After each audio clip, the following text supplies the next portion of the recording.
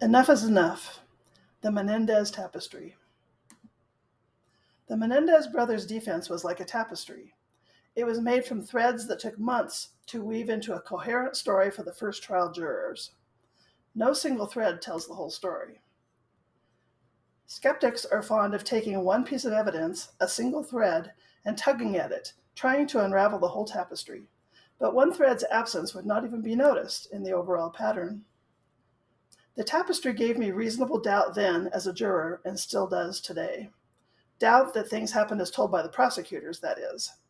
It was their burden of proof, after all, the prosecution's, not the defense's. Lyle and Eric never said, "We were abused." Sure, they described their abusive childhoods at great length, and more than 50 witnesses testified on their behalf. But what they said was, "We were afraid."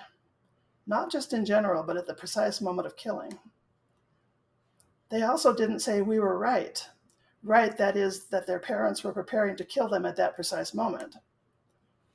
What they said was, we were wrong. We are sorry. We loved our parents, and we feared them. The question in court was never who did it, it was why did they do it? Were their parents planning to literally kill them at some point in time? Maybe, maybe not. We'll never know. But had the brothers been terrorized long enough to believe that this was a possibility? Absolutely. It's natural to cling to the prosecution's greedy rich kids narrative, if that's all you've ever heard, but it contradicts the grand jury's findings and the evidence presented during the first trial. If one does not take the time to try to understand their fear at the precise moment of the killings, then it's difficult to give them the benefit of a doubt. Wait, you say Eric is gay? And that's what caused all the problems in the family?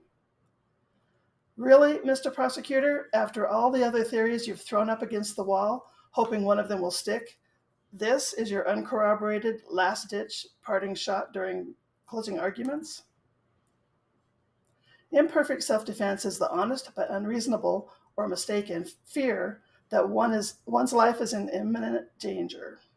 Perfect self-defense is not even a crime. The verdict for an imperfect self-defense killing is manslaughter, not murder. The maximum sentence for manslaughter, times 2 counts each, is 22 years. As of 2023, Lyle and Eric have been behind bars for 33 years. The first trial ended with 2 hung juries. The same judge in the second trial cruelly eliminated imperfect self-defense and the evidence supporting it from consideration. Never mind perfect self-defense. The second trial jury had no choice but to render murder verdicts. It's not their fault. The judge and the DA are to blame. They were greedy for a win. And the appeal? The one where the justice, despite agreeing that the second trial rulings had been unfair, still upheld the murder verdicts? What happened there? I have no words.